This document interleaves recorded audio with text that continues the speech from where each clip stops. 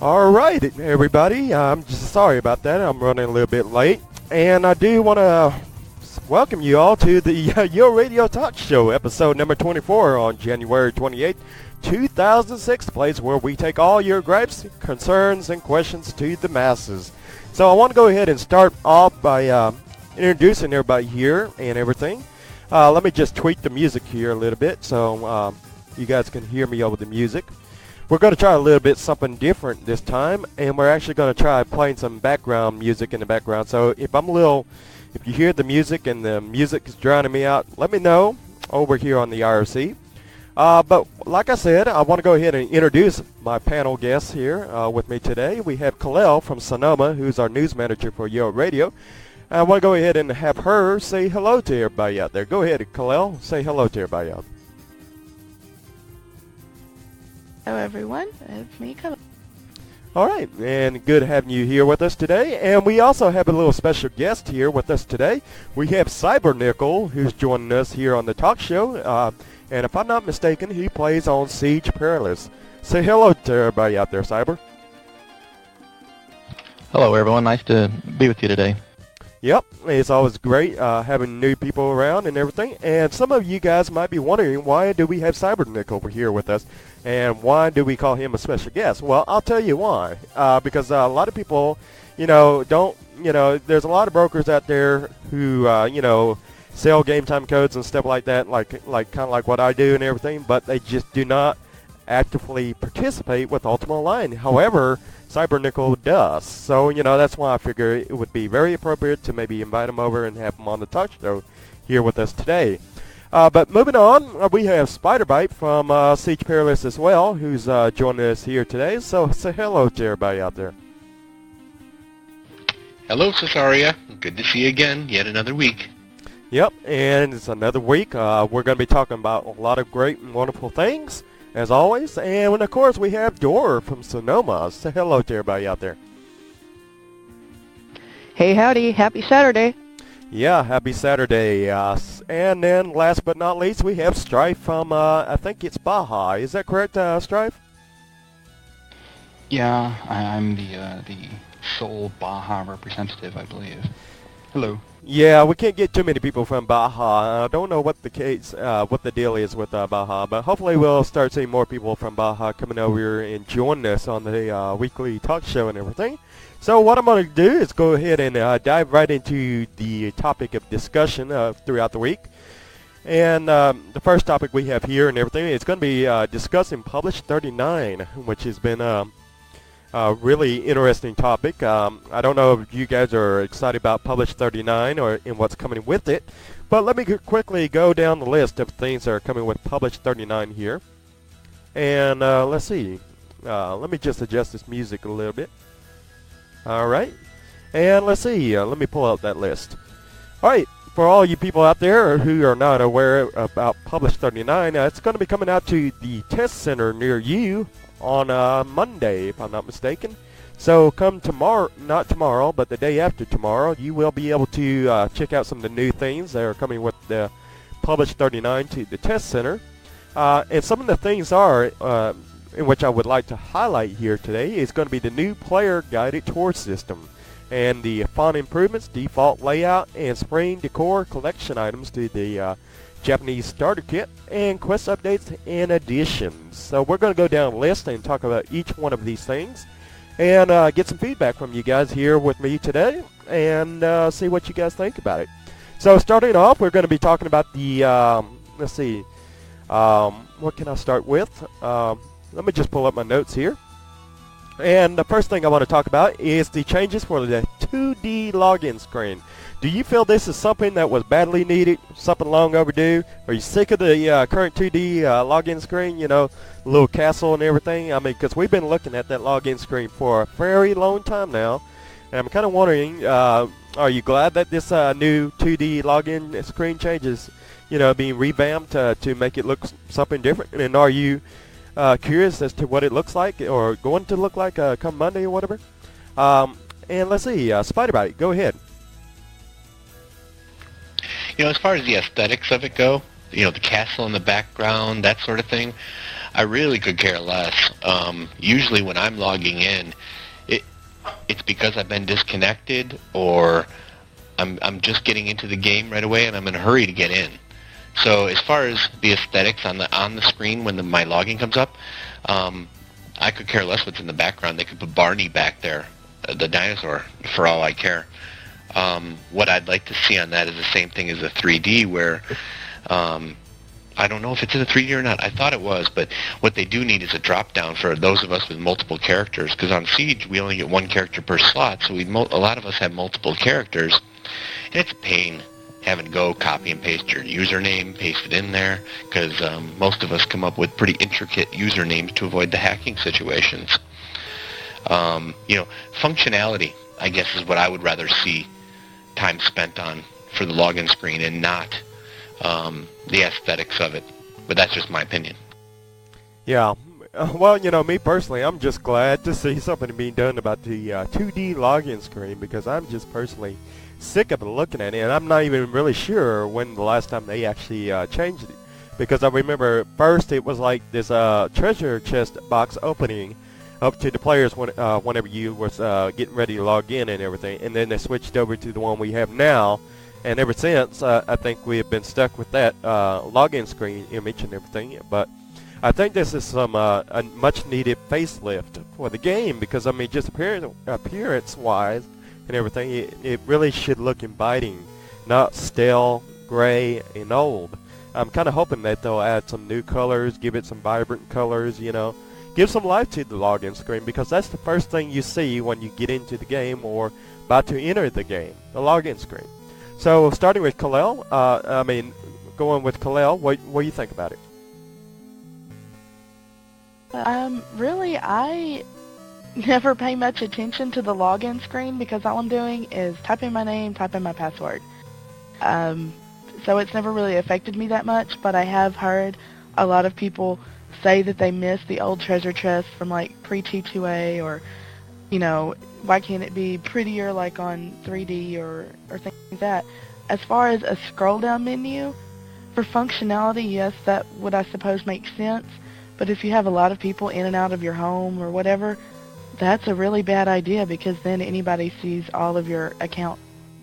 Yeah, the drop-down menu or the drop-down idea, yeah, that's probably not a very good one. I think they put that in there for a very good reason and left it that way. However, now that we're the people over here in the IRC are talking about it and everything, the opening of the treasure chest, I'm kind of wondering if they're going to bring that back. Have you guys ever considered that? Anyhow, Dor, what do you think?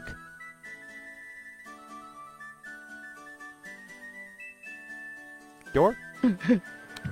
She's asleep at the wheel on us. All right, well, we'll go ahead and skip Dor and come on back to her after here in a little bit. But Strife, go ahead. Honestly, I only really see the login screen for a few seconds per day, so the picture really doesn't matter that much to me. I think the one we got, I have no problems with it, but if they do switch to Barney, I will quit Ultima Online. They switch over to what? If they switch to Barney, like I believe it was Spider-Bite had said something about that. Oh, I think he had said that if. Yeah, I totally understand what you're saying now. Yeah, yeah, that would seem kind of unusual, but I think that was meant as a joke. But yeah, hopefully we won't be seeing that. I'm kind of hoping we might see the opening of the treasure chest restored back to the game and everything. Go ahead, Cyber Nickel. What are your thoughts? I got to agree with the group from the standpoint. I don't look at the login screen off. I log in quick and go in. The ability to have drop-down menus for different accounts would be beneficial, but yet from a security standpoint, it's probably not the best of ideas. Just personal opinion. All right, and what are your thoughts on the login screen? Are you kind of looking forward to it? Are you kind of hoping that it's the treasure chest or whatever? Do you care to speculate as to what it might be? To be quite honest, I don't remember the treasure chest, but I've been around 4 or 5 years. I guess my biggest thing is I don't pay a lot of attention to it. Something that'll load quick and be able to switch from one account to the other quickly would be nice. Yeah. All right, and Dora, are you around by any chance? Are you back? I think she's still asleep. We'll just let her sleep.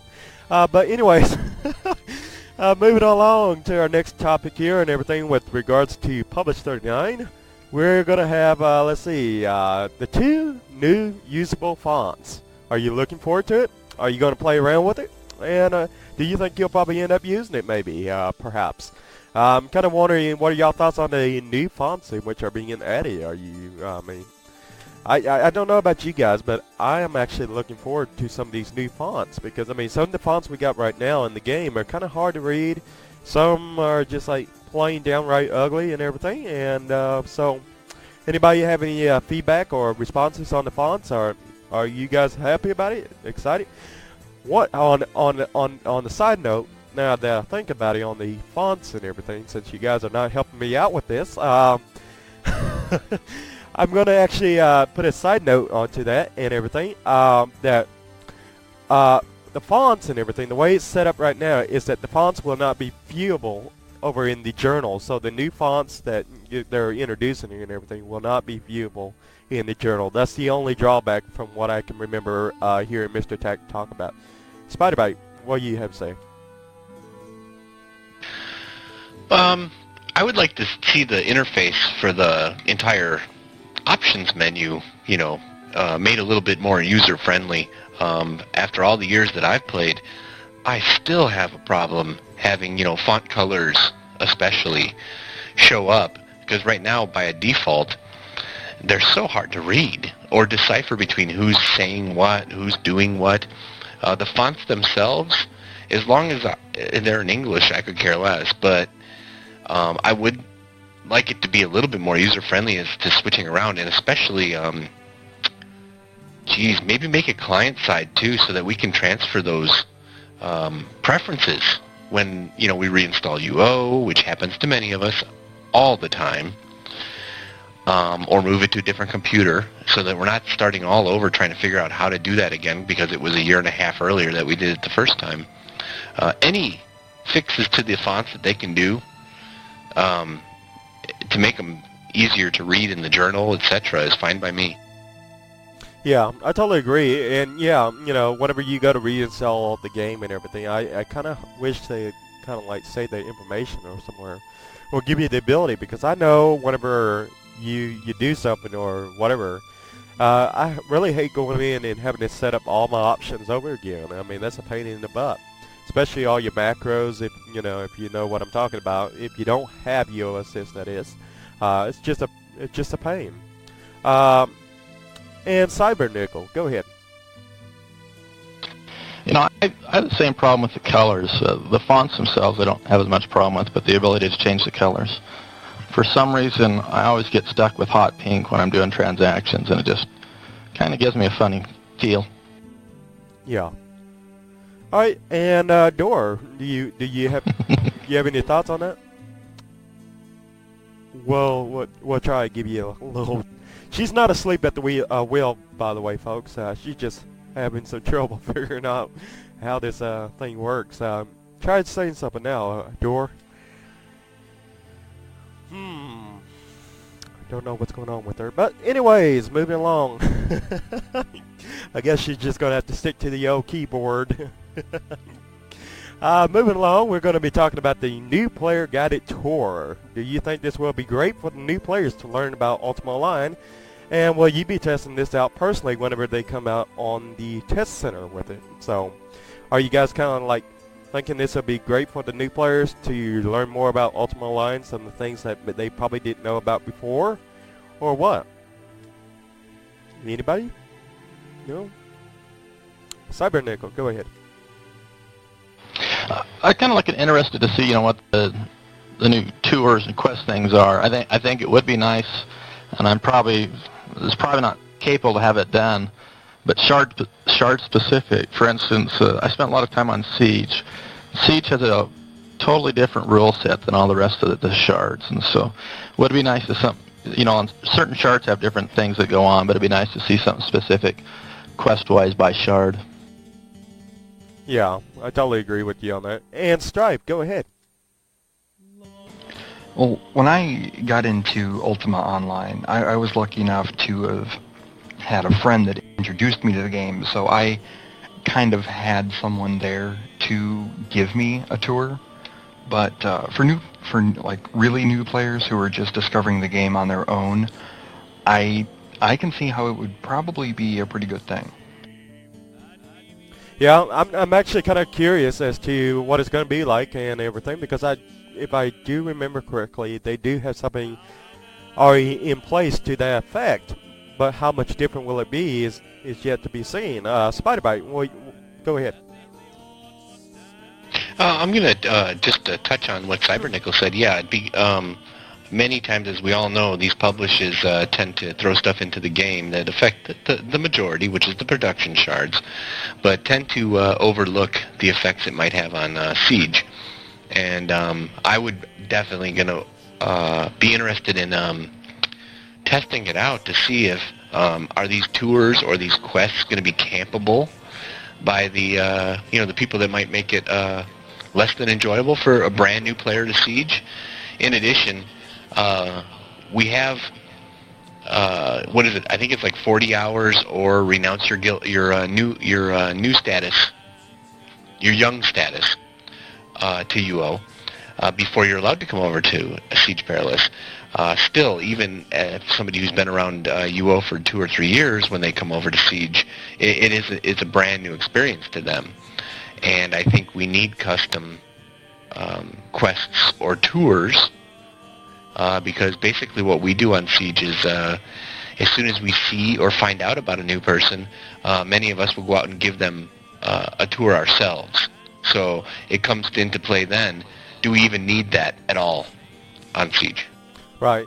So, now that we've all discussed this a little bit and everything, I'm kind of curious as to how many of you guys in here are thinking about getting on Test Center come Monday and whatever, and actually testing this out. Go ahead, Spider-Bite. Are you thinking about testing it out? Absolutely. I want to see how it's going to affect Siege Perilous. I want to see, if it's going to be implemented into it. Hopefully what they're going to do is they kept the test center up that was specifically for Siege Perilous, or kept it running or available so that they can publish this to that too. It was a separate server that was mirrored for the personal blessed deeds. And if that is the case, I will definitely be on that one, because I do want to see how this is affected, because I can guarantee right away, as soon as it goes live, there will be people, testing both sides of the boundaries as far as that goes. That's a very good point. And see, I'm glad that I have you in here now, because I didn't even think about Siege Perilous and how it could be not Siege Perilous compatible. And so that's a very good, interesting point that you bring up. And hopefully in the future or sometime soon, we'll be hearing from somebody from the EA as to whether or not that's going to be Siege Perilous compatible or not. Because, they, can from time to time overlook some sort of things. And Stripe, you got your little key down.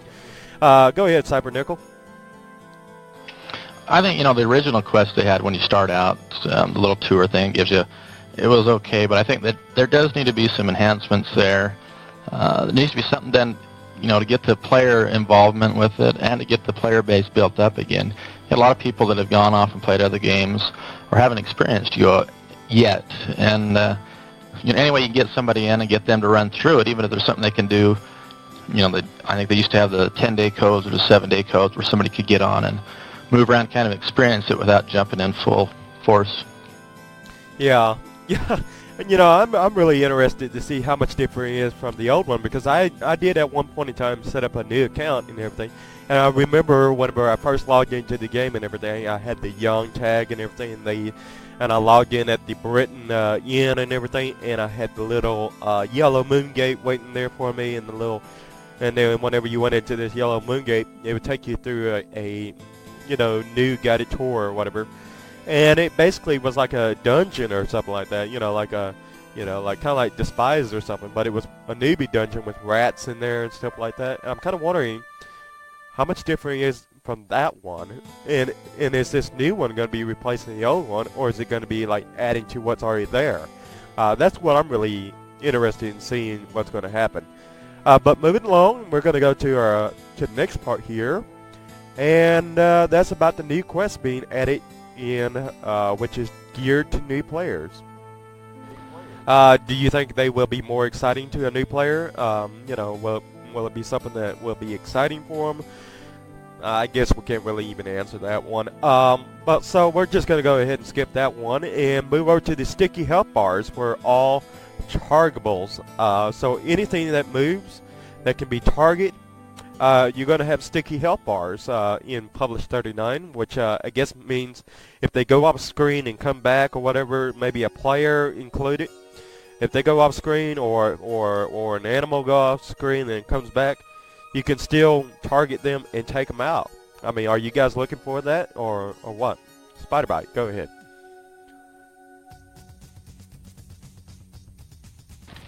I wasn't able to interpret from the list or any of the discussions if this was going to affect the party system yet, because that was the huge issue with the stickies. Everybody needed stickies in the party system because, of course, as soon as your guildmate vanishes off the screen or dies or whatever, they disappear. And you have to start all over trying to track them down and drag it onto your screen. That is one that I'd really like to see addressed. If it's not in the, if they're just blanket statementing it or not, perhaps it is. I do like the idea of the sticky health bars as far as something that you flagged. That's for sure. I'm a little concerned as to how that might be. I don't want to use the word exploited, but abused for somebody who, drops an egg bomb, for example, and disappears. Does their health bar stay stickied or not? I mean, has that just nerfed another skill? That's my only concern about it. Otherwise, yeah, sticky anything, because there's just not enough that is. Yeah, so let me make sure I understand this. You alluded to the fact that it might possibly nerf a skill. What skill are you thinking it might potentially nerf? Well, stealth and ninja, for example. Let's say somebody, or even hiding. Somebody runs off the screen to hide. Is their sticky bar still there? Can did the hiding just get neutralized for the fact that even though they're hidden, the person can double click on it and just run around and wait till they get a successful attack on the person? Did it make it easier to find them, in other words? I used the egg bomb as just an example. Somebody in the middle of battle drops an egg bomb and it disappears. Just they let their mana get up or whatever reason, and next thing you know, they're being attacked again because all they have to do is wander around in the area where they stopped. Yeah, see, I didn't even think about that and everything, and that does bring up a very interesting point now that you mention it. So I guess Test Center is going to be the place where we'll see whether or not that happens. And I'm not sure who was next. I think Kalel was next, so go ahead, Kalel. Honestly, as far as that goes, considering that unless you have tracking, there was no way to find them in the first place, that's really not a big deal. And the bonuses that you get from having sticky health bars, period, makes up for anything like that. I mean, to be able to have your pets, your enemies, your guildmate, anything that when you die, the bar is still there. If they run off screen, the bar is still there. I mean, it's still going to not show them there. It's going to disappear like your group is off screen. But they're going to stay. That's just the best thing I've seen in forever. Yeah, see, I'm really looking forward to all that and everything because, as you mentioned there and everything, it's going to be something that a lot of people are wanting, but then again, it has the potential to bring about a lot of bugs as well. Cybernickel, go ahead, you're up next. Kind of curious to see how, hiding, for instance, on Siege, where it's a different rule set, but the ability to be able to hide and have your, if you're being chased by PK or whatever, hide and them not know you're still there. If it's still a sticky bar still sitting there, then you've lost the ability to hopefully lose who you had chasing after you. Well, let me ask this and everything, because this just now occurred to me. I mean, wouldn't it be okay to leave the sticky bar there in essence? Because if you really think about it, if you have a target last object macro or whatever, wouldn't you still in essence be doing the same thing even if you were to have a sticky bar there? I mean, would it be really all that bad of a thing to leave a sticky bar even if they went into hiding? Because what I find most annoying whenever I was a PvP warrior back in the day and everything is that I would be chasing after somebody. I would click on their health bar to attack them, right? And then they would go off somewhere, either off my screen or they would go run off my screen and then come back and then attack me, hit me, run, hit and run, hit and run, hit and run until I died. That was one annoying thing back in the old days. I don't play too much PvP now, but I do have an understanding of how it pretty much works. But then another annoying aspect was the fact that people would go into hiding, and then whenever they revealed themselves or came out of hiding, I then would have to bring up the health bar again and click on it again. So, I mean, but the thing is, there already is a last object macro or whatever, or target last object or last person or whatever. And, in essence, it's pretty much already in the game. So with the sticky bar for people coming out of hiding or whatever, or going into hiding, would that still be much of an issue? Now, the only thing I can possibly see, if they do go into hiding and you still have the sticky bar and everything, yet you can still attack them while they're in hiding, well then, yeah, we have enough reason to bring up a gripe or really good concern as to why, if that does happen, that is. Stripe, you're up next. Go. I would assume that you're not gonna still be able to target someone who's hidden, because like you just said, that would be a big bad thing. But overall, assuming that's not an issue, and I would think that the devs are smart enough to cover that. But I know one thing that is one of my really big pet peeves is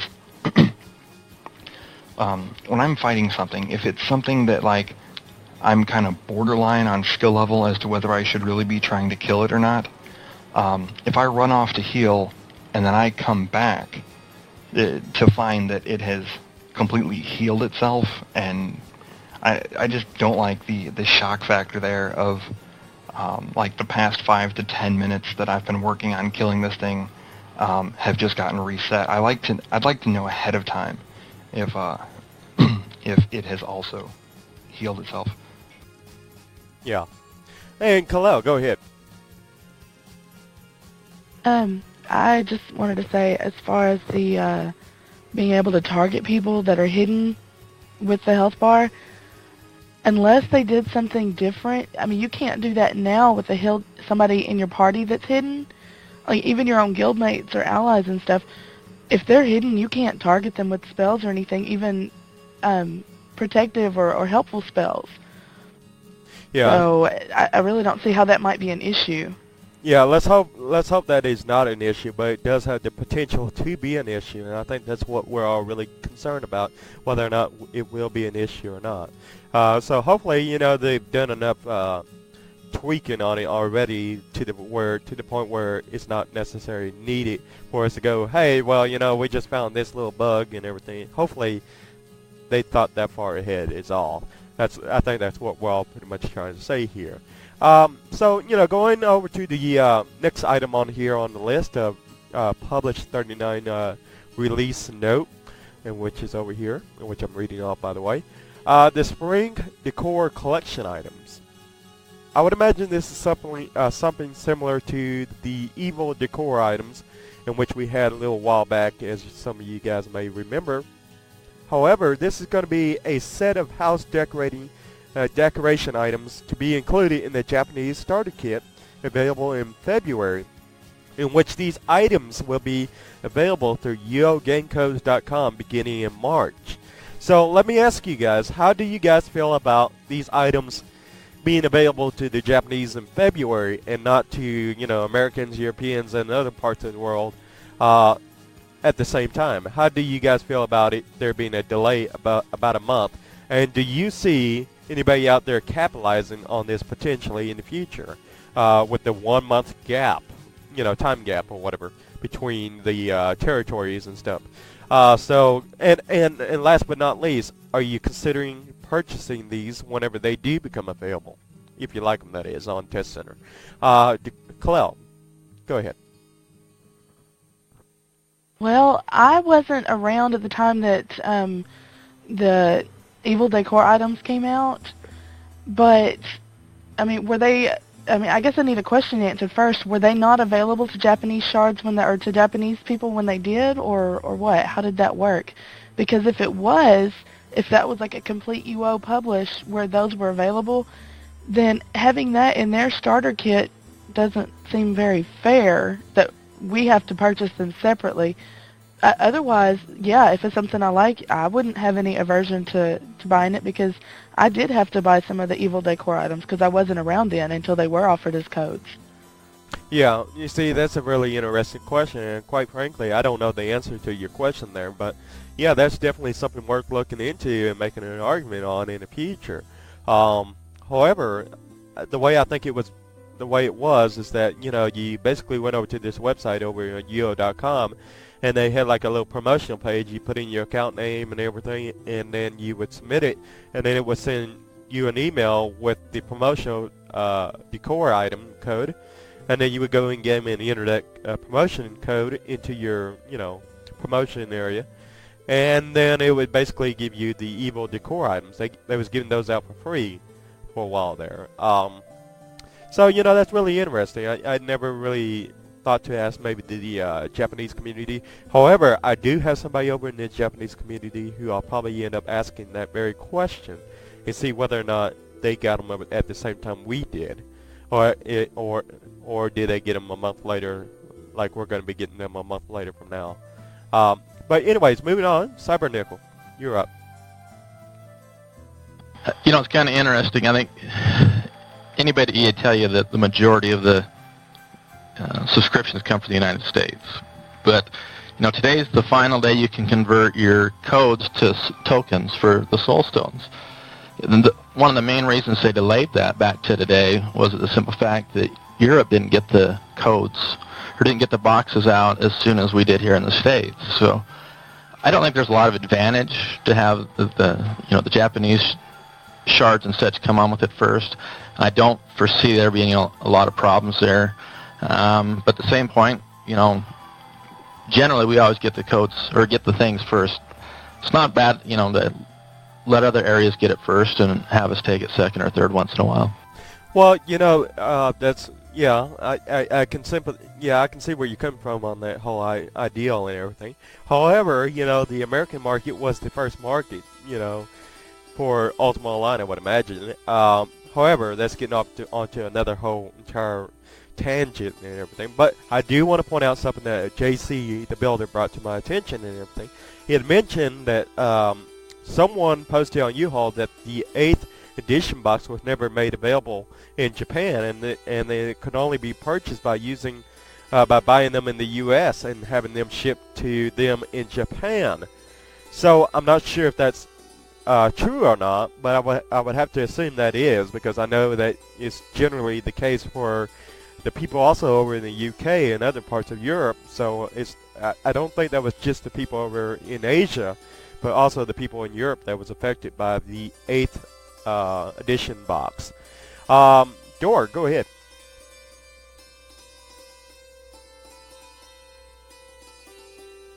Dor? I don't think your keys are working for some odd reason. I'm not even sure why. Do you have your microphone muted? I don't know. But it's a shame. But moving on, we're going to be talking about some other things over here in Publish 39. They're discussing some interface and art addition changes. For example, one of the things they're talking about adding is new artwork for Dragon Armor and the Helm of Swiftness.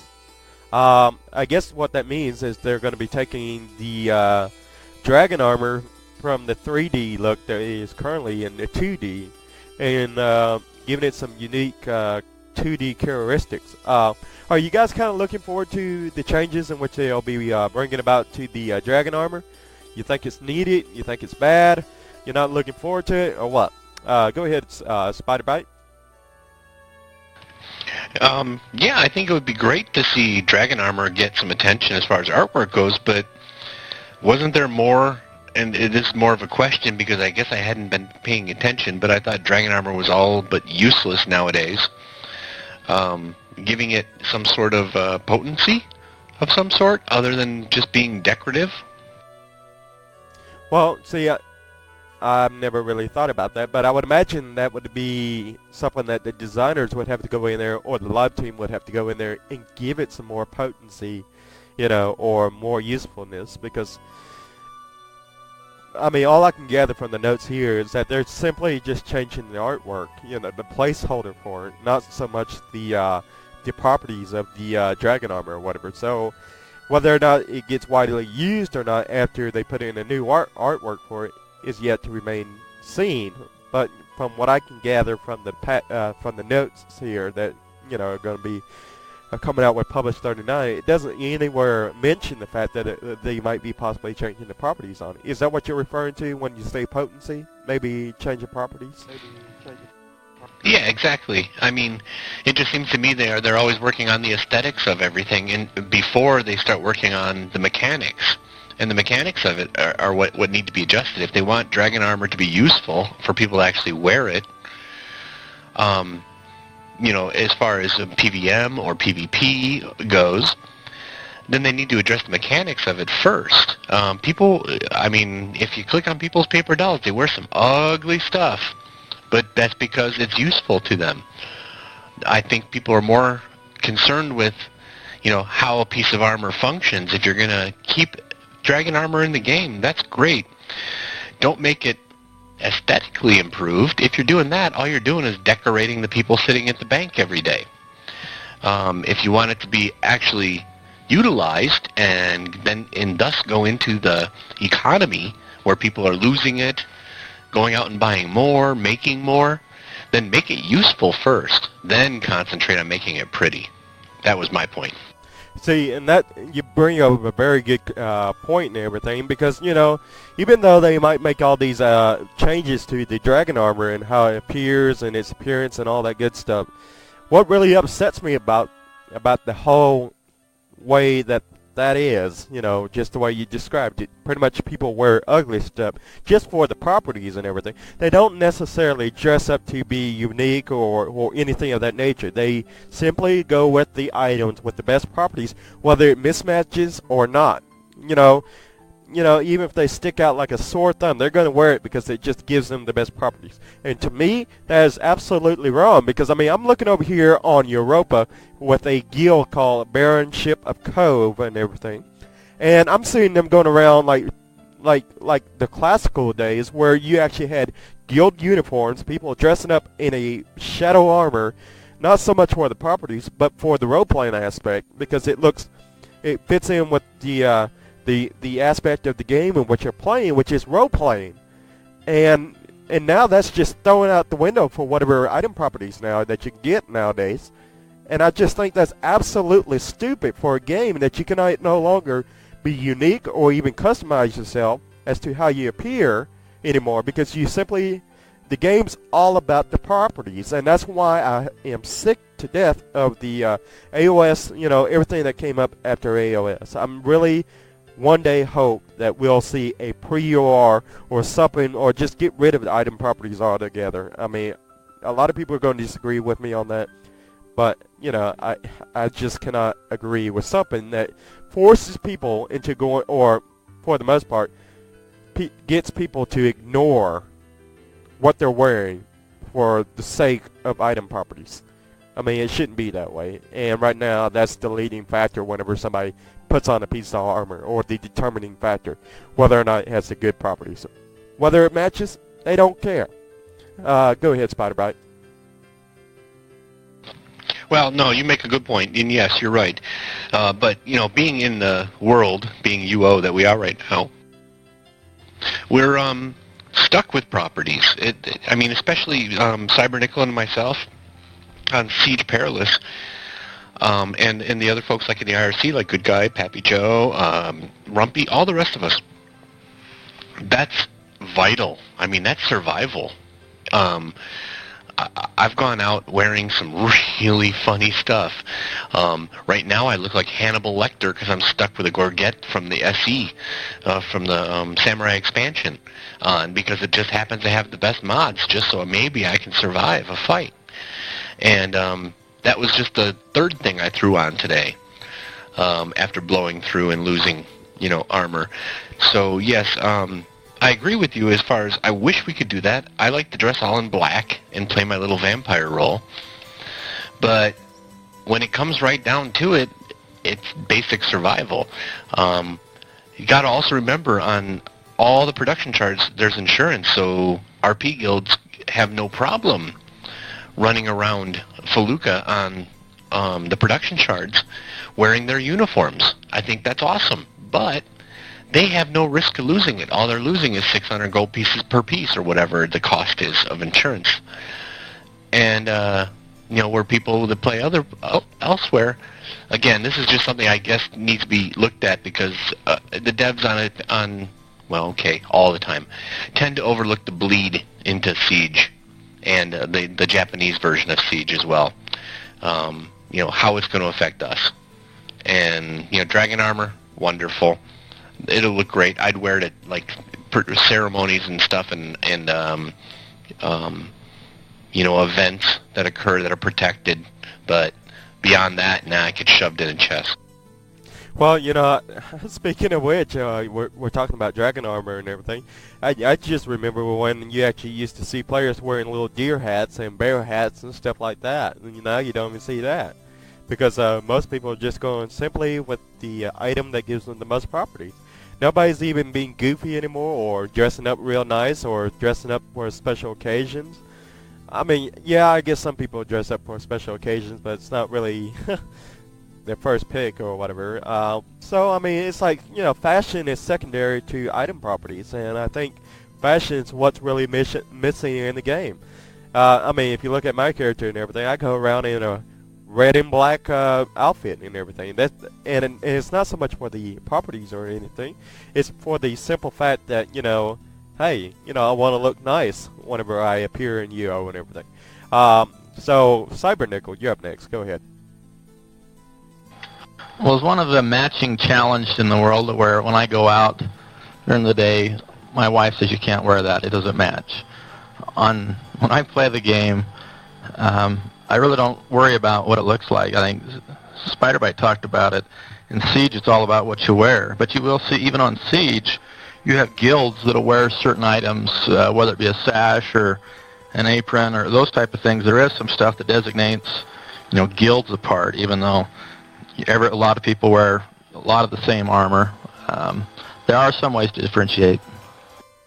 Yeah. And so, I'm really hoping we'll get back to the basics, what Ultima really is about and everything. But, the more and more we go on with the game and everything, I see us just getting further and further away from fashion and uniqueness. I mean, I'm seeing really, if you think about it, a lot of people are wearing the same stuff. And it's because, all these items pretty much have the same properties. I mean, if you go with an artifact, you pretty much see all these people with these artifacts.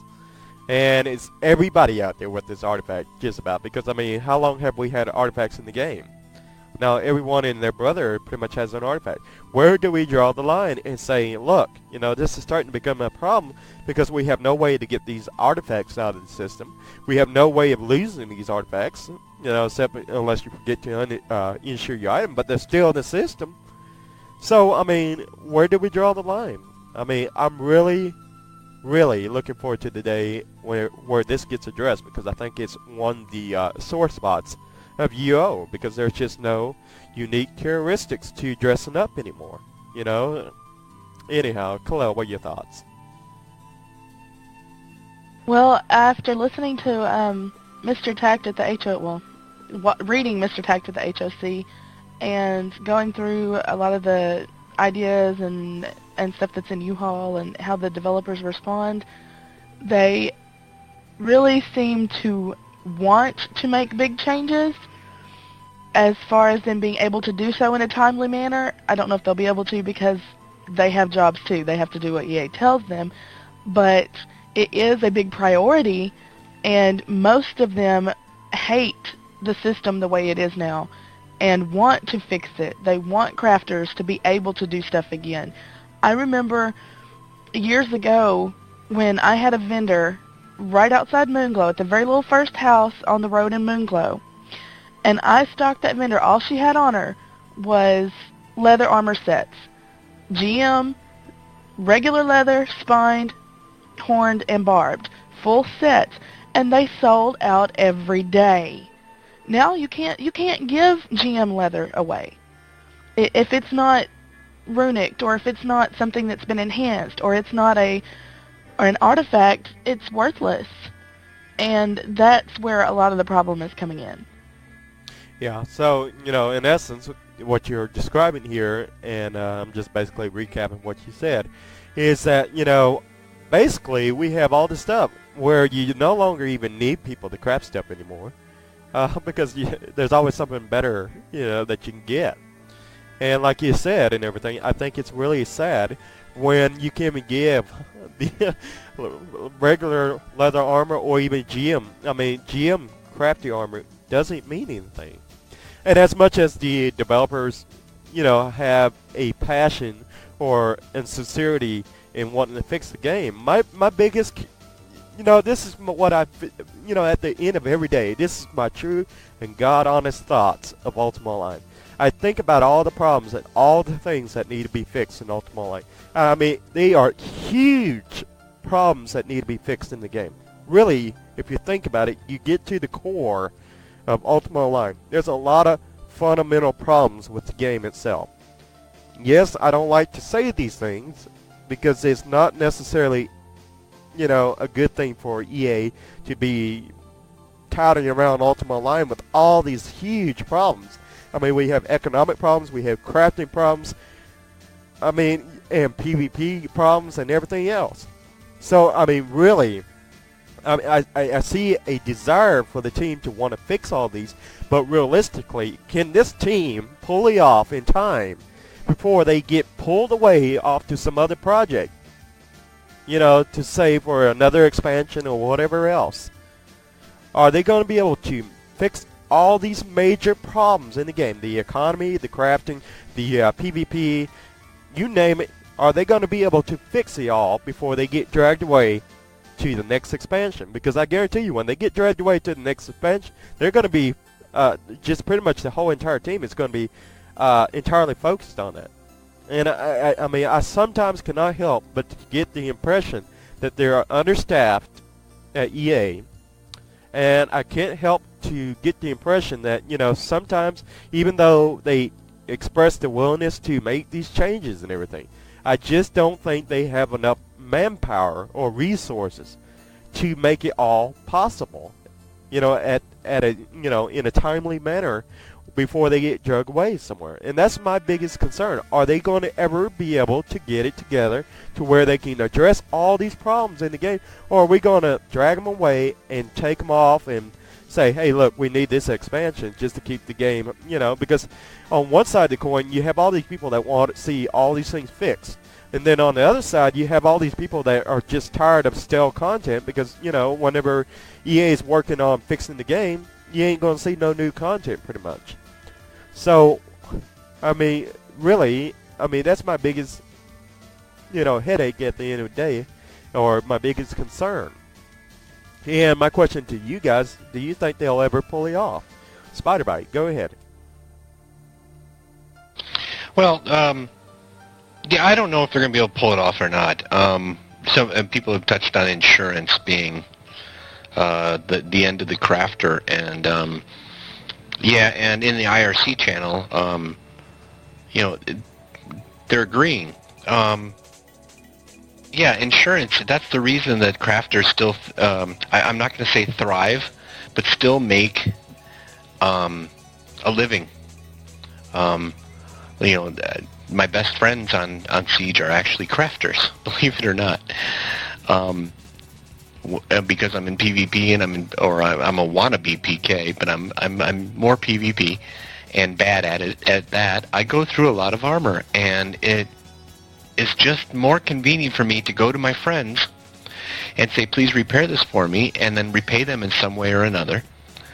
than to go out and try and risk in town where Natos can come out and just smack me down and take my armor anyways, and my repair deeds, unless repair deeds are blessed. I can't remember if they are or not. So yes, I rely on crafters altogether. So no, I don't think crafters are on the production charts. Absolutely. Don't even bother creating a crafter. What's the point? Unless you're going to create decorative objects. There's no point to it.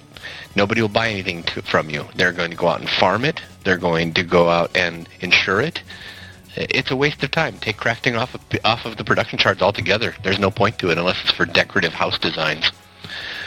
In any case, as far as you go with the direction of the developers, that's a good question. You're right. EA is going to point them in a direction they want to go. The decision makers are going to listen to the stockholders, and then they're going to pass down what people want, what they want, as far as monetary money goes. When it gets down to the production team or to the development team, they really don't have a lot of choice. They can take the feedback in, but what they decide to do is going to depend on where people are spending the money.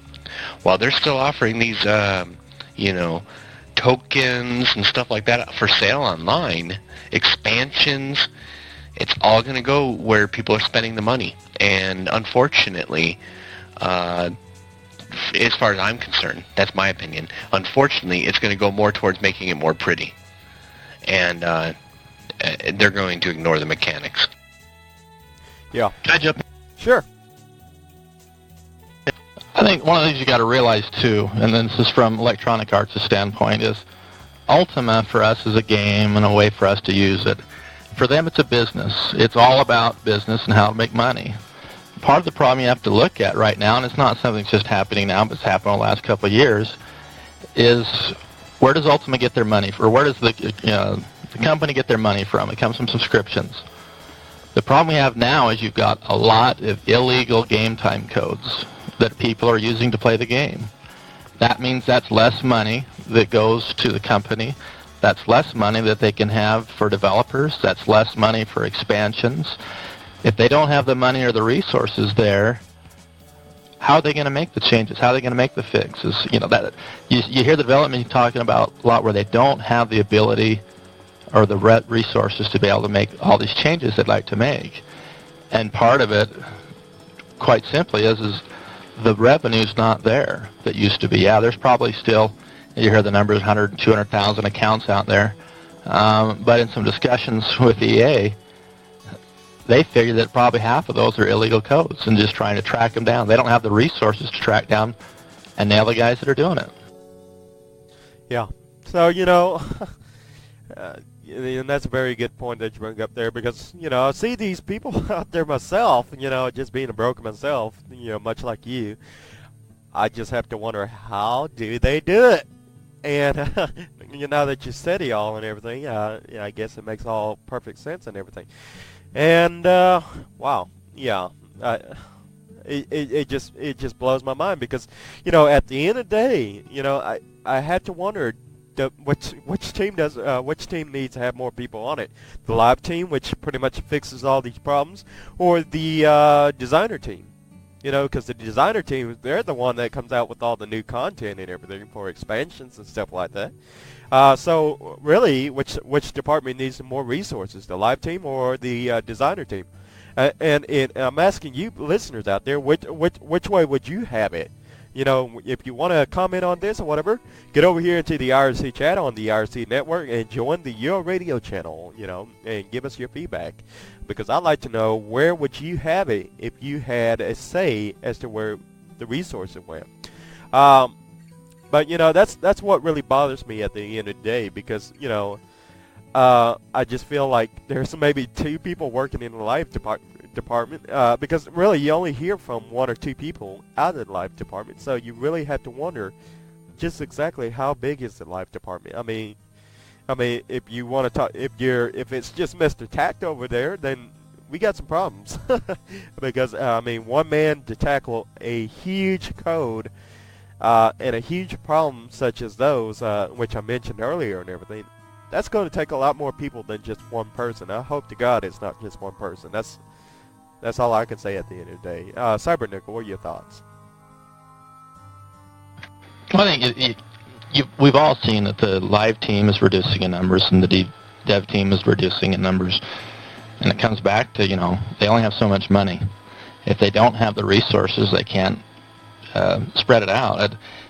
I'm on the same boat. I like to get as cheap as I can when I buy stuff in the game, but there comes times when you have to say, do you want to support it so it continues to grow or continues to evolve, or you just leave it as it is, status quo?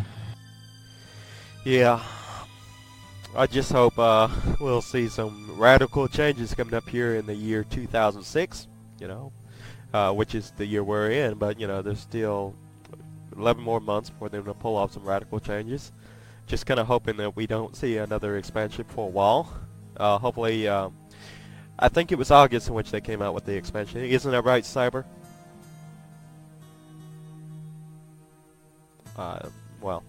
Anyways, Cyber, did they come out with the expansion in August by any chance? Are you still with me? Well, anyways. Which expansion? UOML. Modane's Legacy. Yeah, I believe it was in August when that came out, if I remember right. All right. Yeah, because the reason I asked about that and everything, because it was like, I think, from UOSE to UOML, I think there was like a 9 or 10 month gap between those and everything. So I'm kind of hoping, let's see, August, I guess, August. When would be the next logical expansion month for for Ultima Online if they did a 9-month gap last time? Let's see, 9 months from August. When would that be, Cyber Nickel? Do you have any idea? That would be like July or June or something like that. Anyways, all I can say is I hope it's a long ways away before we see another expansion. And quite frank, I mean, don't get me wrong. I want to see new character races like gargoyles added into the game, stuff like that. I would like to see, other things added. I would like to see more conflict added to the game, which I alluded to last week and everything. However, I also want to see these major problems in the game fixed before we start seeing these new content. Because really, if you add in all this new content, you're going to have additional, you're just compounding the problem with every expansion. Because with each expansion, we all know that there comes problems with it. And so, that's my concern and everything. But go ahead, Spider-Bite, what are your thoughts? Yeah, just say no to an expansion for a very long time. Very long time.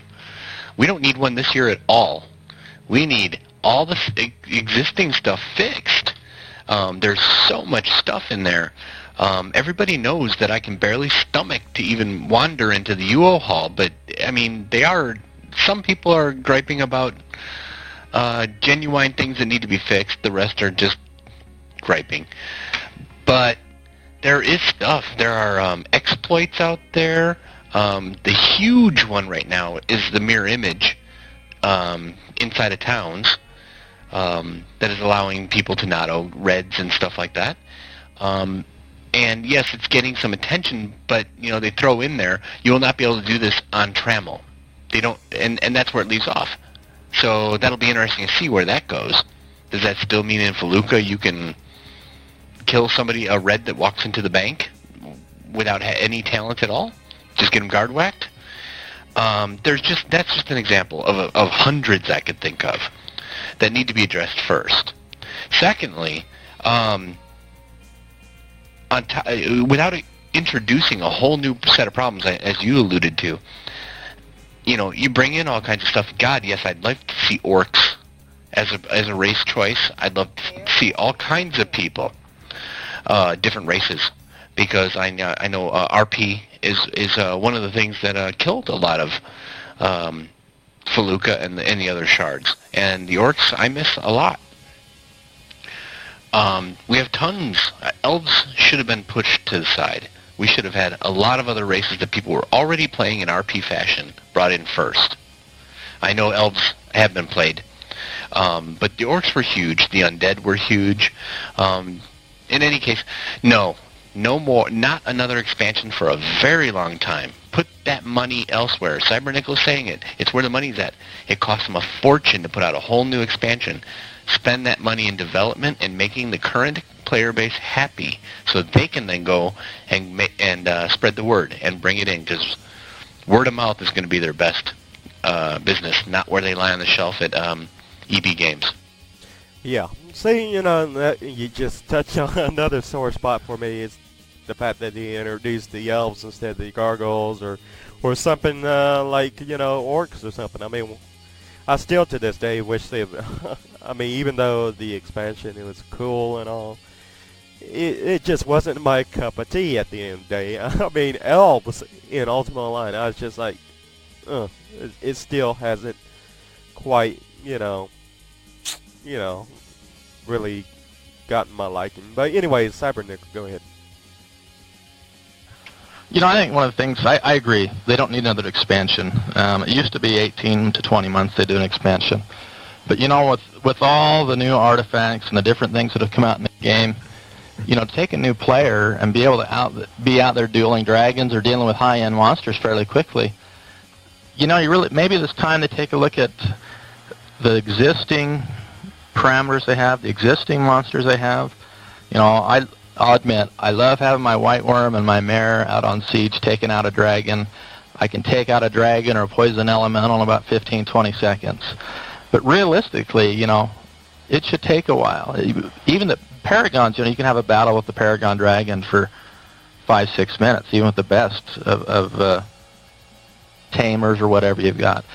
But there's a lot of things that really could be enhanced to make it to where a new character can't jump into Death's Dirt or can't go into Shame and deal with Earth Elementals right off the bat. Make it so that they are tougher. I don't want to see the loot increased, but I would like to see at least the ability to make it tough to where you really got to work at it, or get to areas where you have to have a large group to be able to deal with things, similar to the champion spawns. And see, that's a very good point that you bring up and everything. I mean, back in the old days, people used to go running in fear. Anytime they saw a dragon or a white worm coming after them, trust me, you ran. You didn't even think about even dare fighting that thing by yourself. I mean, you was running for your life. You were screaming in sheer terror if you had a dragon or a white worm on you. Nowadays, you stand there and say, well, I'm going to fight this thing, because you have no fear of it. Where is the fear in this game anymore? There's no challenge. There's nothing that says, oh, well, this thing's going to about whoop my butt or anything anymore. No, people actually stand there and fight the stupid thing.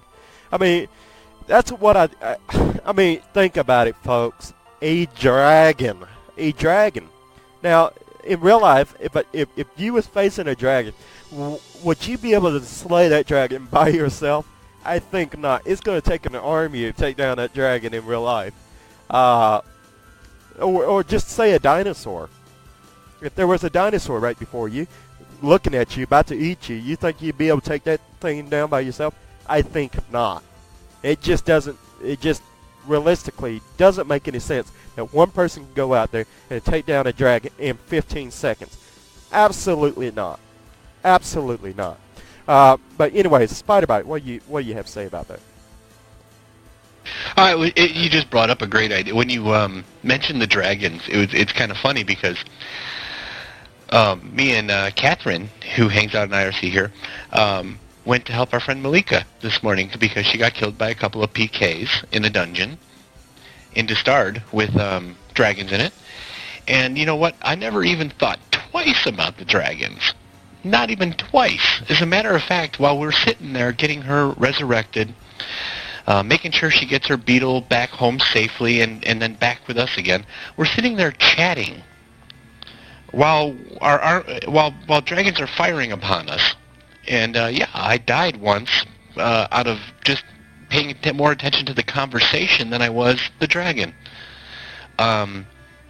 Years ago, sitting on Fire Island where I used to hang out, as soon as I got targeted by one of them suckers, I was out of there. I was running and trying to dodge vines as fast as I could. I see a dragon now, and it's like it's no different than seeing one sitting bonded at the bank. It's a nuisance. Yeah, and see, that brings up a very good point. back in the days and everything, those dragons were on your heels, snapping at them. Nowadays, they move like big, gigantic, slow creatures and everything. You know, like they're crippled or something, you know?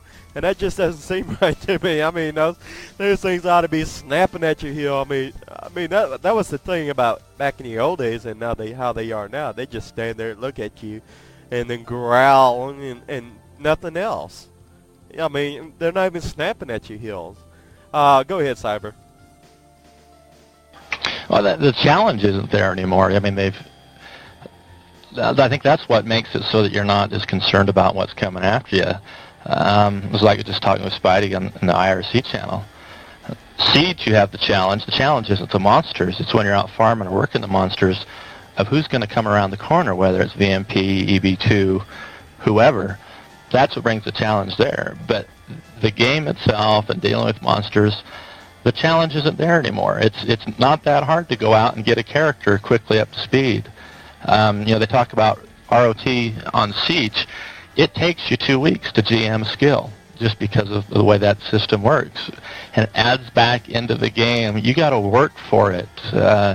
You can't just buy stuff to get it and go. You got to work for it to earn it up again. And that's, when I came to UO many years ago, that was the best part of it. I remember going to stupid gypsy camps to take on little gypsies trying to earn loot and getting whacked all the time. Today I can start a new character and be industried within a few minutes. Yeah, and see, that brings up another good thing and everything, because we were talking about dragons and everything, and it just dawned on me. Why do people not use dragons anymore in PvP? Have you guys ever thought about that? Because they're just too easy to whoop on now. I mean, really, that used to be the tamer's best and most powerful creature. And now that's pretty much out of the picture, because they're so easy to take down now. I mean, you feared a tamer. You don't fear a tamer anymore in UO and PvP. You don't see tamers anymore in PvP. So let's think about it, guys. Why do we not see tamers in PvP anymore? Go ahead, Kalel. Oh my goodness. I was so hoping somebody would mention that, because I'm a tamer, and I am so thoroughly disgusted. It doesn't have anything to do with how easy pets are to whoop on. It doesn't have anything to do with anything about the pet characteristics. It's because they have totally screwed up pets. You can't control them.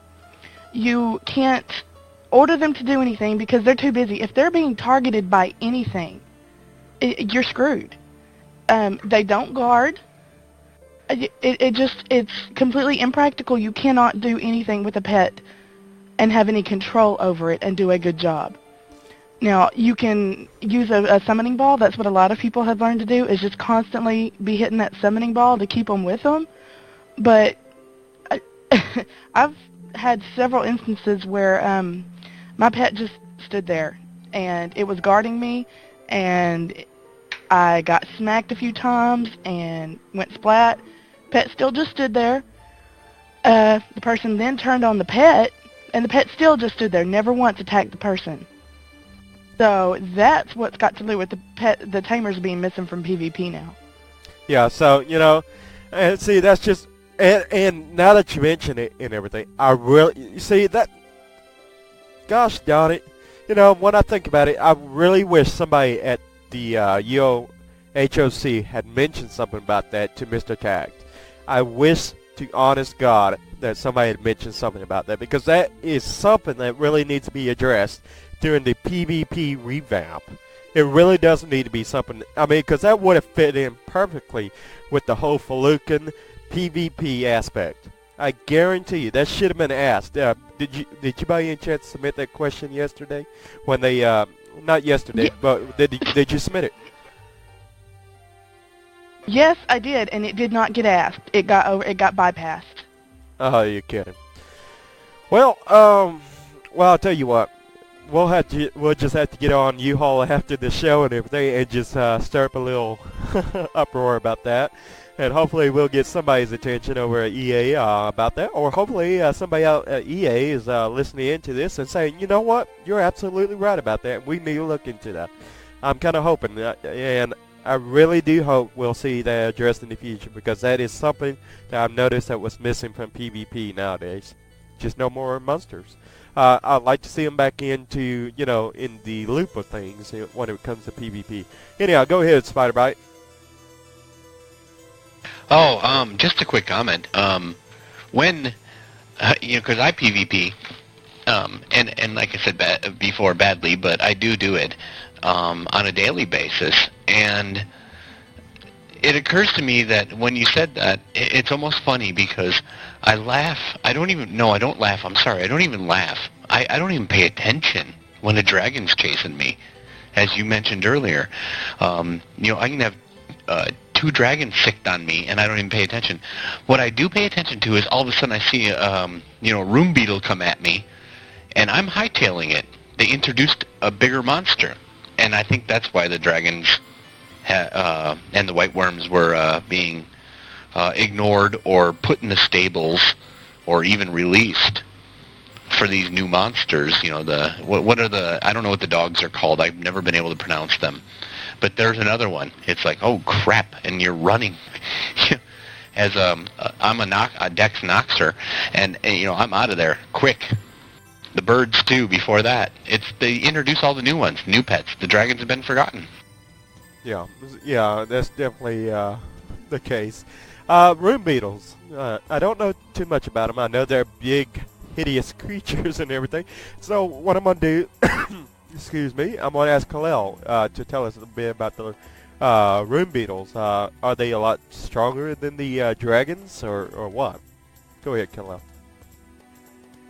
No, it's not that they're stronger than the dragons or anything. They just look prettier, and most people... The room beetles, the biggest thing is that they have legendary poisoning. Or higher. If you tame one that had a higher poisoning skill, it stays that poisoning skill. Mine has 121 poisoning. That's the biggest bonus to having a room beetle as opposed to a dragon. The dragons still have the better attack spells and distant stuff, but the poison will get them every time. So yeah, it's just a balance of which one you like better. As far as the Kushis, those are awesome pets. They have really high HP. They do amazing physical damage, but they don't always have the best resistance, and they don't do any kind of spells. So they're straight up, they have to be right there attacking it. So if you're in an instance where somebody is too far away or up on a ledge or anything like that, then a Kushi is pointless. You would have to have a different pet. One of the biggest combos right now for pets is nightmares and room beetles. So because the two of them together, nightmare only takes 2 taming slots, room beetle takes 3. You can have 2 spellcasting pets that have pretty good resistances and HP, and they both cast. Yeah, but it just really depends on the tamer preference. So, but correct me if I'm wrong. They're still both, easy to kill for the most part, right? Any pet is fairly easy to kill if the tamer doesn't know what they're doing to keep it alive, or doesn't have the skills to keep it alive. So it's all about being a good tamer if you have a good pet. All right. So would you say it's still viable for tamers to get into the whole PvP aspect, or would you say it's definitely been left out in the cold? For now, until it gets fixed, it's not good for PvP. I can't take mine. I had to start a new character just to go play in Felucca. Okay. But one thing, too, that somebody reminded me about, as far as the Kushis go, they can heal themselves. But since they did some publish, I don't even know what hotfix or publish it was, somehow they screwed it up, and they have like an almost non-existent, if not non-existent, chance of rezzing you anymore. Because prior to that, the Kushis were able to res their owners if the owner was dead. Oh, I didn't even know they could do that. I knew they could heal. And it doesn't work anymore. Oh. Well, what's the little flying bird or the little flying dragon that looks like a little dragon? It's you know what I'm talking about. The bird. It looks kind of like. There's Hiryus, and then there's the lizard. Sorry, Vice. Yeah, the Hiryus. That's what he is. Yeah. But yeah, those are very interesting creatures, and they can actually kick butt. I've actually seen them being used in PvP. So I guess they're pretty powerful. But Spider-Bite, go ahead. Well, my only comment was to Kalel. You said that the room beetles have 120 poisoning versus 100, right? That means they have a higher level of poisoning than those of us who've trained up poisoning as a character. Legendary poisoning doesn't exist as a skill for players, so I'm wondering if maybe that's the reason that I have such a problem with them, being one who's laboriously trained that skill. On Siege, it's not as resource intensive, but on other shards when I've played, has been millions of gold to get to. Do they actually have 120 poisoning on them? Mine has 121. That's unbelievable, and that's something that needs to be addressed. Wow. Okay. They're supposed to be that way. Yeah, so two difference of opinions. One person thinks they ought to remain that way, and one person thinks they ought to be nerfed a little bit. So yeah, two difference of opinions and everything. But moving on. Well, Spider-Bite, did you want to add into that? Oh, I just wanted to add, if they're going to allow a monster to have that kind of superiority over the players, I don't want the monsters to be easier. But to be able to have monsters who are able to be controlled by other players, which is basically giving them the same ability without having to waste the skill points. Give us power scrolls to us poisoners then. Let us go 120. Yeah, and I'm actually kind of wondering about that myself, and because when you guys mentioned legendary poisoning and everything, I was like, I don't even think players can get that right now, and so I'm kind of wondering if that is something we're going to possibly see in the future, where they add in power scrolls for legendary poisoning. But then, I hope so, because it's really not fair at this point, because if these were monsters that were just out in the wild and were not tameable, that'd be a different story. But if they're monsters that can be tamed, that's their weapon. They then have 120 poisoning plus 121 poisoning to use on other players as a weapon for people who have trained the skill. Well, me personally, I think monsters ought to have some kind of unique characteristics or abilities or that players doesn't necessarily have in some cases. So, I'm kind of going to have to side with Kalel on this one, even though I'm not anything to do really with tamers or anything. I don't even really play a tamer, never have really. But I think, to some extent, monsters ought to be superior in some cases. But anyways, moving along, we're going to go over to the next thing here on the Publish 39 and everything, since that is the main focus of the whole conversation.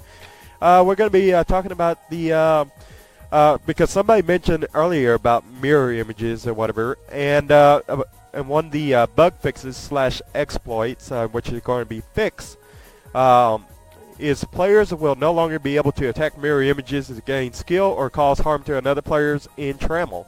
This does not address the guard whack issue. Okay, so there you have it. So Publish 39 will not address the guard whack issue, so I guess that's going to be later on down the road. Travesty will now damage when mimicking a player with a non-weapon, fishing pole, candle, etc. Energy field would no longer cause a player to be flagged as aggressive in Trammel. I didn't even know that. Players will no longer be able to area of effect res ghosts inside of a house with noble sacrifice. So I guess that was a little exploit where people were getting into locked houses or something of that nature, or closed doors or locked doors or whatever, with the use of noble sacrifice, breaking into houses. I remember when that used to be a problem a long time ago, so I guess that kind of resurfaced with the noble sacrifice.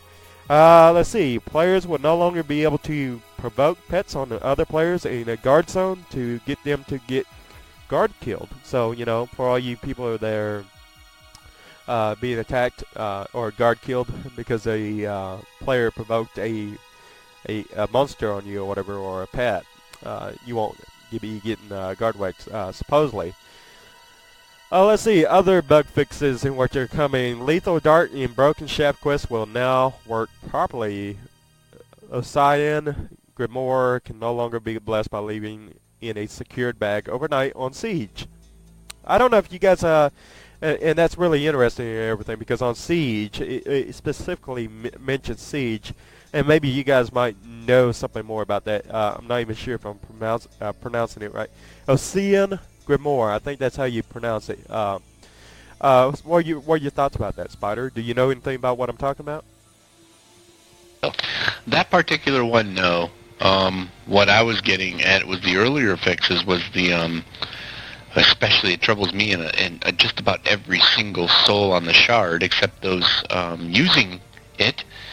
EA is kind of bounced back and forth between the mirror image thing in town being a exploit or a usable thing, and they say trammel, and now they're saying it's not going to be implemented on Siege yet.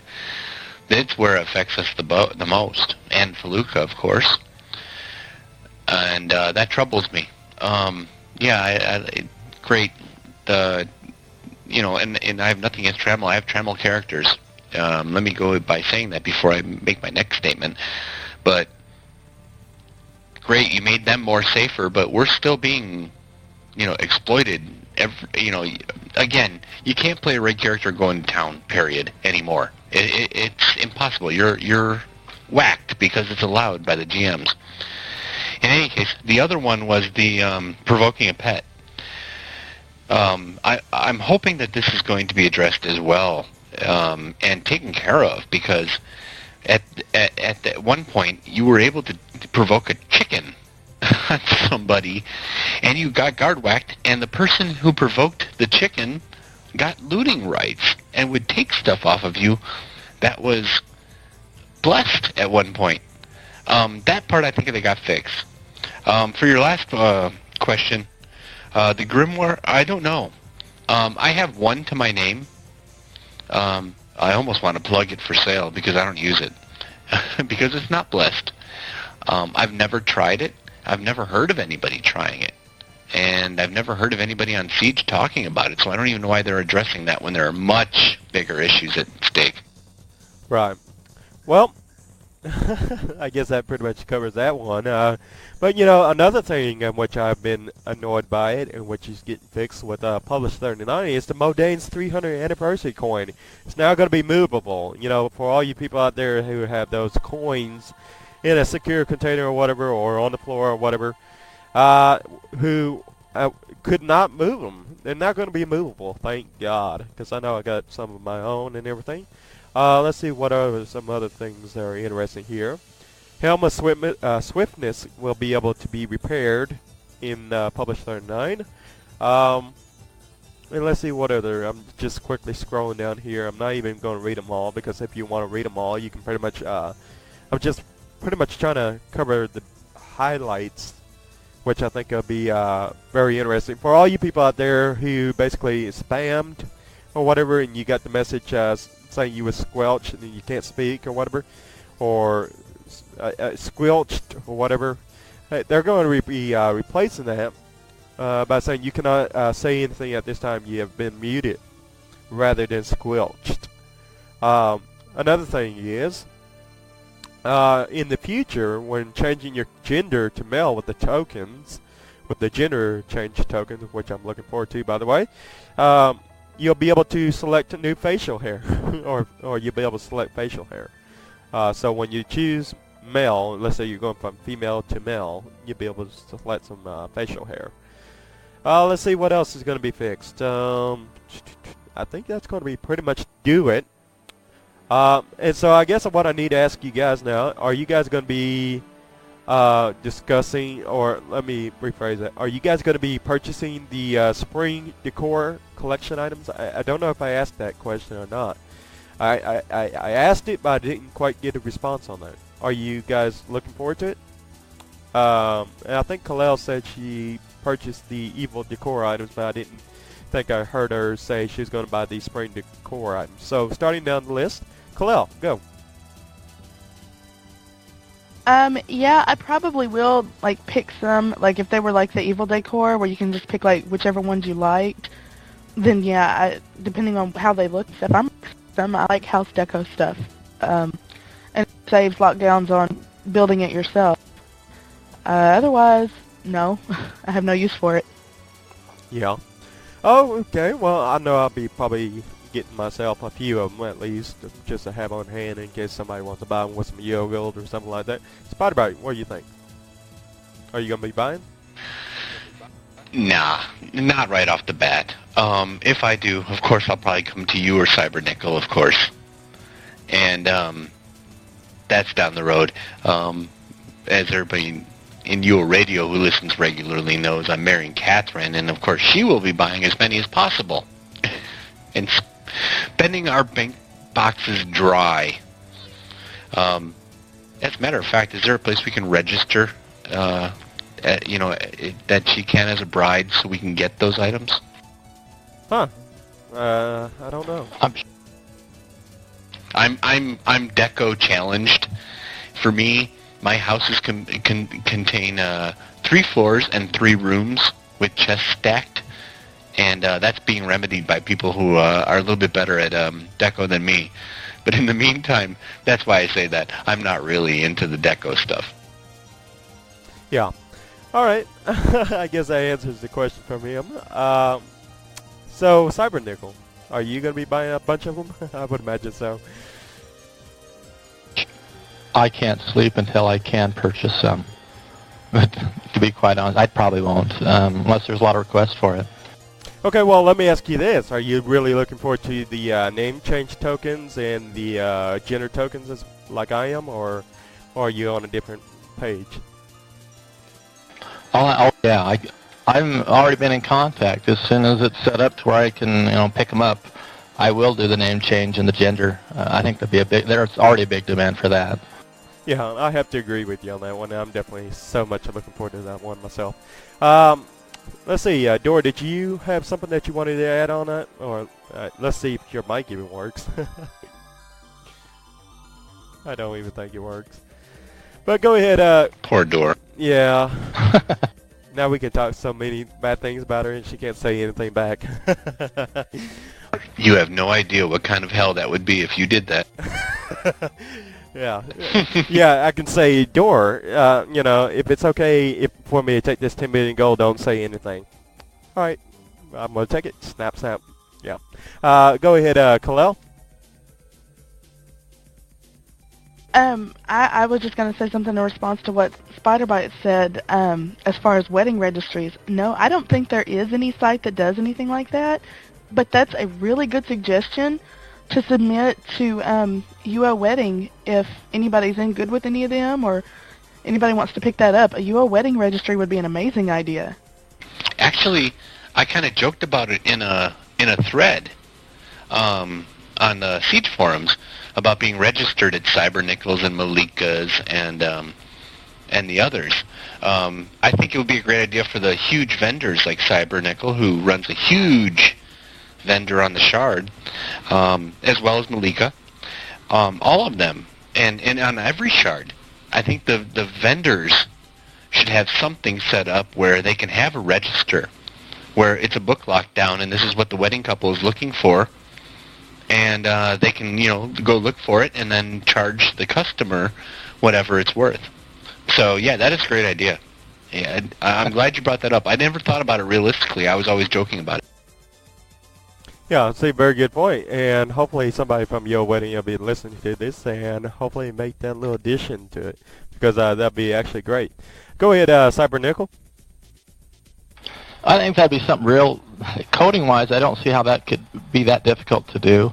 You set a vendor up now and you set the prices on it. To have another option there to set, is it a registry gift item, to where it would, you'd link it, say, to a character, and as they bought it, it would either deliver it into the bank box or somewhere set aside, for those individuals. And now that you guys are talking about it, I'm kind of like lost now. I don't quite understand what the purpose or objective is of trying to do something like that. Maybe one of you guys can help explain the whole philosophy or the ideal. Well, what it is you got, when you go down to a store and you set up a bridal registry, the couple go in and they pick out some items so that when the wedding day comes, the reception comes, that those gifts that are picked up are items that they actually need or would like and can use, rather than a lot of items. I mean, I've got one cupboard just full of stuff from our wedding nearly 20 years ago that we haven't opened yet. I mean, we've unwrapped it, but we don't use it. So same type of thing in the game, where the ability would be to pick up some items that the couple are wanting and then be able to get it to them. So through an automated system for the most part in-game? Yeah, right now, it's all manual, but it'd be something that they could automate. It'd be nice. Hey, I finally hear your for a change. All right, let's see. All right, Spider-Bite, go ahead. Yeah. Can you I hear was me just now? going to mention. Yep. Yes, we can, Dort. Thank you. I was just going to mention the BOD system, the BOD system, could be very easily integrated into a wedding registry system. Because a lot of people get married more on the production charts than the others, but when they do, it is here's what we're looking for, that sort of thing, because they're usually setting up a house together or something.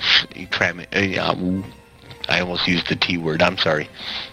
Something domesticated, like that. Anyways, that was all I was going to say. The BOD system could easily be converted. And where is Mr. Oh, it wasn't Mr. Tact. I think it was another developer that was talking about the jewelry boxes. Where are those? Same system. Well, that's something interesting and everything, because I think when you get married, you ought to have to make them a co-owner of any property you have in the game, and you can never get them off there until you get a divorce.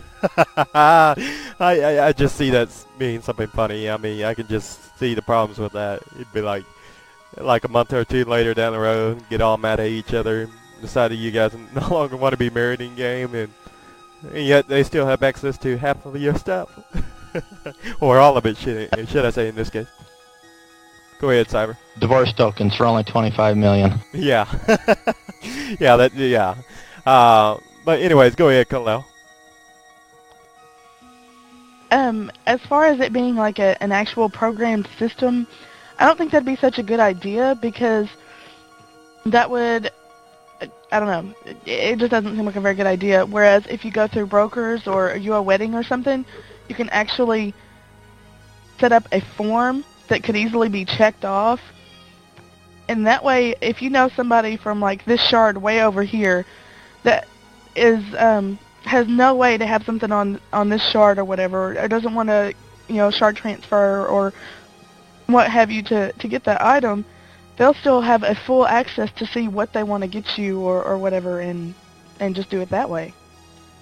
Yeah, I have to agree with you, Kalel, and everything, because, definitely, I think it ought to remain manual, where the brokers, for the most part, and I guess in a lot of ways I'm kind of biased whenever it comes to this, but still, I mean, if you're going to have something like this, I would imagine the brokers would be handling something like this just like normal, because I don't think EA is going to go through all the work putting in all that coding, which would be necessary to make it all automated. So, I mean, if they do end up going down this route, I would imagine it's going to be left up to the brokers to handle something like that.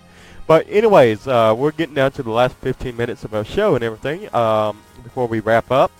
And we're going to be talking about one more thing and everything.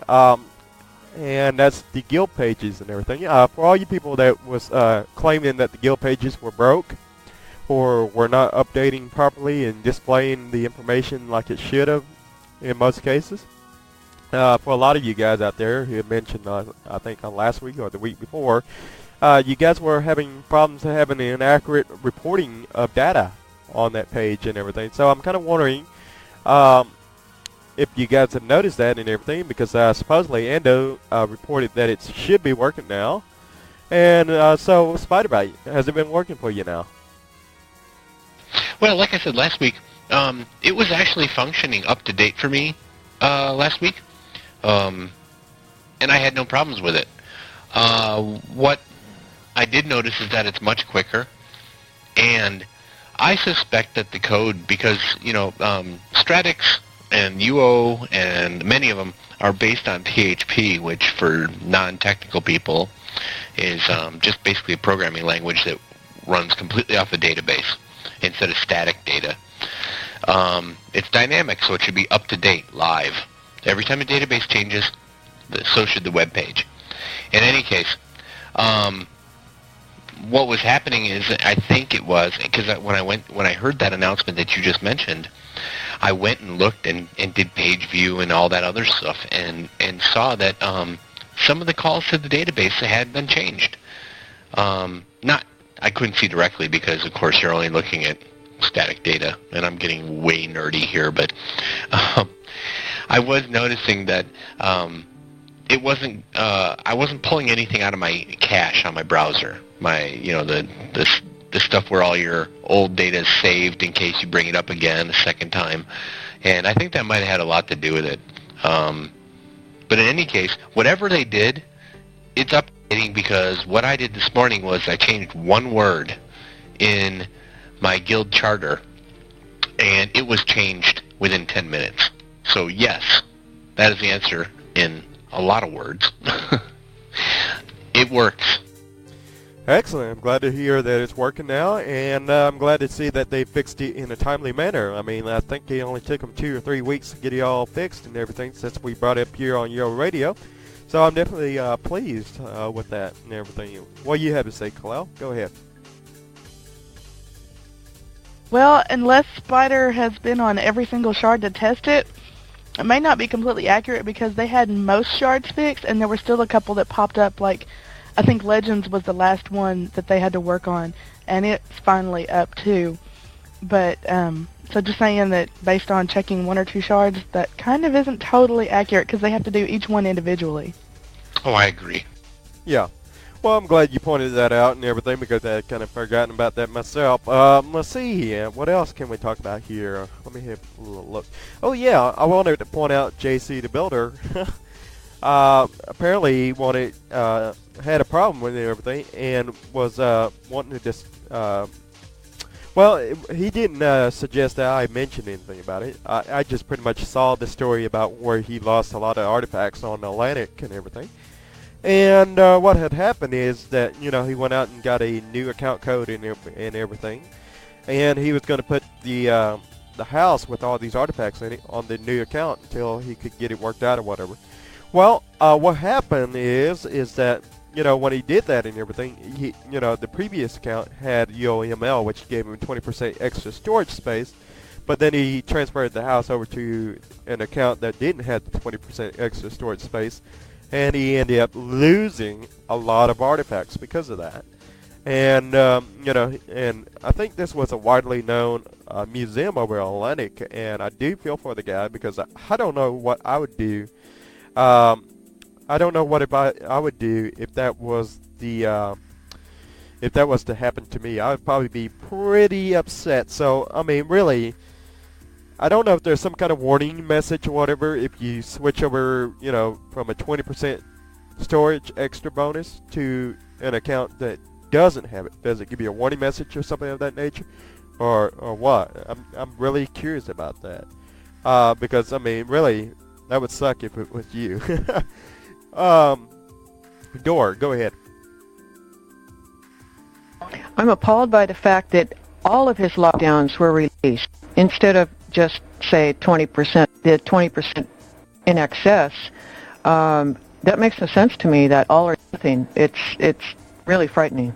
Yeah, it really is. I mean, because what should have happened in this case, if you ask me, it should have all went into your storage crate rather than coming unlocked. I mean, it really should have. And that way, he wouldn't be able to lock anything else down. But all this extra stuff that was, locked down no longer under the transfer should have been moved to the storage. And he couldn't add any more lockdowns or anything of that nature till he cleared out his storage box or whatever. So, I mean, that's something I think that should have happened, or, I don't know. It's really hard to explain. But, I mean, it really, I hope somebody at Electronic Arts is listening to this, will look into that a little bit more and take measures to ensure that this does not happen to anybody else in the future, because it's definitely one of those problems that can have a direct detrimental impact on a player's play style and stuff like that.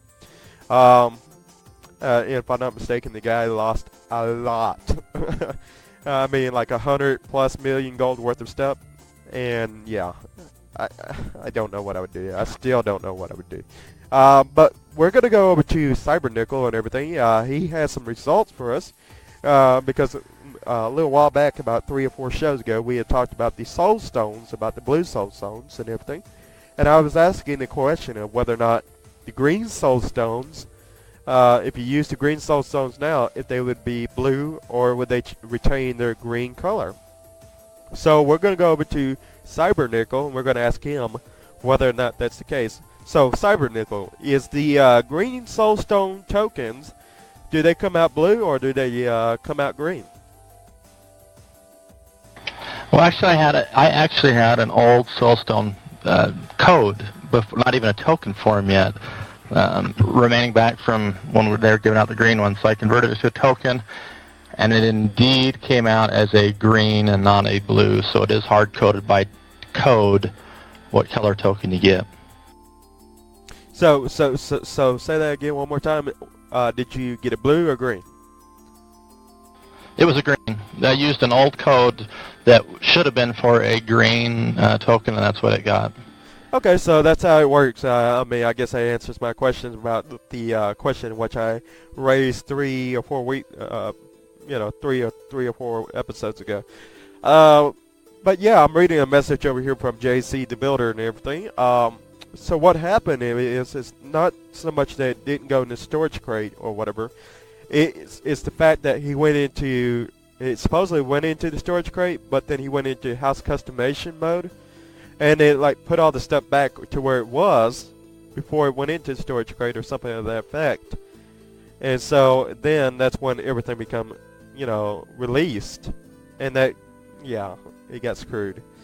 But yeah, I definitely feel for the guy. I'm glad to hear that he is staying with Ultima Online though, because I really would be seriously contemplating quitting the game if something like that was to happen to me. Go ahead, Dor. Just say no to house customizing. Yeah, just say no. But anyways, we're just about down to the last 5 minutes and everything. So what I guess I'm going to do is go ahead and start wrapping up.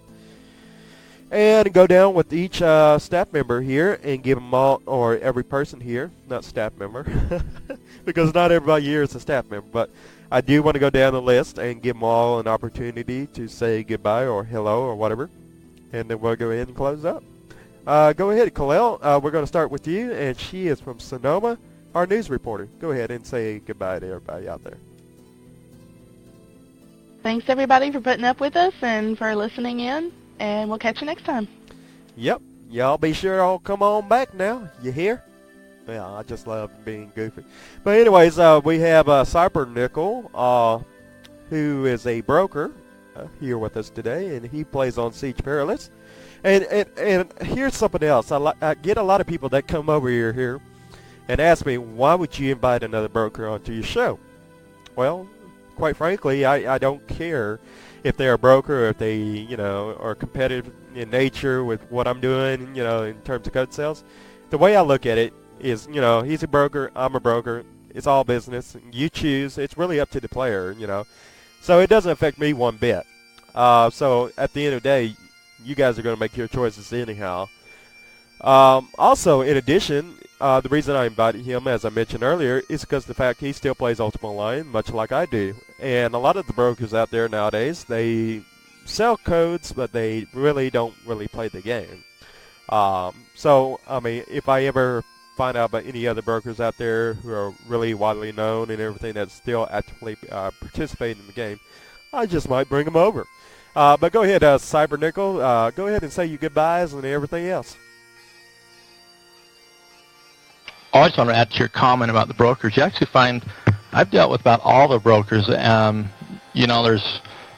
competition on the sales, but when it comes down to it, you find that a lot of the brokers actually work together, help each other if somebody's shorthanded from that standpoint. That's what I've really enjoyed about it. I've really enjoyed being here today, and it's been fun to listen and make some comments, and I look forward to listening to more and more UO Radio. Thank you. Yep, and thank you. And as I say always, hopefully what we have said here today has some kind of impact on the game and the future of the game. And hopefully the developers out there will take it to heart and understand that we just want the best for the game and what's best for EA as well. Well, not really for EA, but for us, the players. So with that said, we're going to go down to Spider-Bite, who's from Siege Perilous as well. So go ahead and say your goodbyes as well, Spider-Bite. Yeah, it's been another great show this week. I'm glad, and welcome, Cyber Nickel. I hope you'll join us many more times in the future. It is good to have other brokers on here. One of the reasons that I enjoy Cyber Nickel so well is that, well, of course, he's from Siege, and I do a lot of business with him because he's one of the few brokers that do business on Siege. For those out there listening who play Siege and don't realize it, man, you're in the minority if you don't. He's the guy to go to for Siege stuff. Also, don't forget about Viceroy. If you're a UORadio.com or UORadio.com listener, anything you buy from him goes back into UORadio. So balance it between the two. Might want to mention also, Cyber Nickel's also be the best man at my wedding on Friday. So if you want a chance to kill him, he's not going to be carrying anything on him, so he's not going to have a whole bunch of stuff for you to steal. But he'll still be standing next to me. Oh, you mean there won't be 100 million gold on him or whatever? Darn. But anyways, yeah, it's great to hear that you guys are going to get married Friday and everything, and hopefully I'll be there. You know, it's Friday, right? Friday the 3rd, and it's not me and Cyber Nickel getting married. That's what it sounded like. Yeah, yeah. This ain't that mountain movie. Yeah, it's not Brokeback Mountain. But yeah, just to clear that up and everything, it's going to be Catherine and Spider-Bite on Siege Perilous that are getting married. Yeah. But anyways, it was definitely great. Go ahead, Kalal. I was going to say, I hope they have a chest up by the pulpit for as much as they're going to get killed. That way they won't be doing the wedding naked the whole time. Yeah, they're going to have some security there, and I'll just pull out my little magic wand and shush them away or something. But anyways, yeah, like that's going to happen. But anyways, Dor, go ahead. She's from Sonoma. She's a special guest with us here today. And go ahead and say goodbye to everybody out there. Sonoma and Siege, thank you. Oh, okay. I just want to... Absolutely, we love Dor. Okay, I didn't know. I just wanted to apologize for my sound card hemorrhaging earlier. I can finally talk. Yay. Anyway, good to hear everybody, and I hope to be back again sometime. Yeah, she got in on the last 15 minutes of the show. I feel sorry for her. We'll be sure to have you on here again next time, probably next week or sometime in the future. So for all you guys out there who love listening to Dora, be sure to tune in the future or next week or whatever. It's always a pleasure having you, Dora, so thank you for joining us once again. Strife, we have Strife from Baja, who's here with us today, who's a DJ here. And so let's go ahead and hear from you, Strife. Go ahead and say your goodbyes. I don't really say much, so goodbye.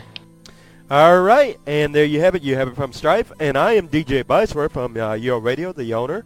And I just want to thank you all for tuning in, and I hope you all tune in next week at 5 p.m. Eastern on, I'm not even sure when is the next date or whatever. I think Spider-Bite said 3rd is Friday, so that's going to be, I think, February the 5th. I'm sorry, that's going to be February 4th, if I'm not mistaken on my date and time. So February 4th at 5 p.m. Eastern, we'll be doing episode number 25, big number 25. So once again, thank you for tuning in at UORadio, and we'll see you next week.